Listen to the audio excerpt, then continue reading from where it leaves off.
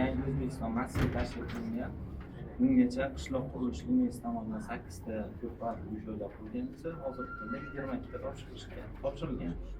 Hozir qurib foydalanishga topshirilgan obyektlarda qish mavsumida 2 ta qozonxonamiz bor. Qozonxonadan markazlashgan issiqlik ta'minoti bilan ta'minlangan. Hech qanaqa muammosi yo'q. Bu 22 ta ko'p qavatli uy-joyimizda 440 ta xonadondan iborat uy-joyimiz.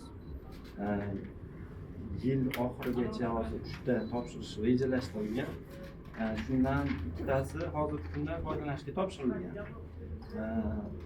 2030-yilgacha shu farmon talablari bo'yicha 30 gektar yer maydonida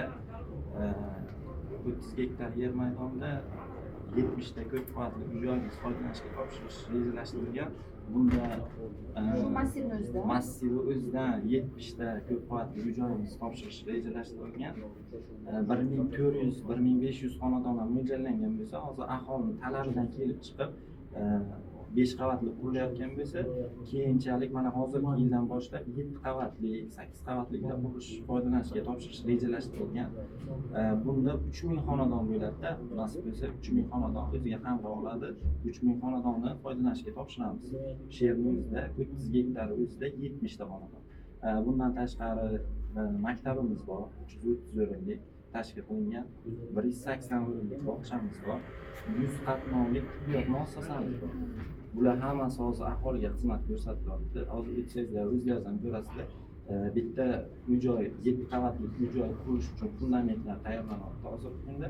Bittasi foydalanishga topshirish uchun qurilish ishlarining oxirgi ishlariga kelgan fasad qismlarini ta'mirlab, hozir o'zlaringizlar o'zlaringizdan ko'rasizlar. Kommunikatsiya tarmoqlarida muammo bo'lmaydi? Mana kommunikatsiya tarmoqlaridan hech qanaqa muammomiz yo'q. Hozir bu yerda hamma domlarimiz, ko'p qavatli uy-joylarimiz kanalizatsiyaga ulangan.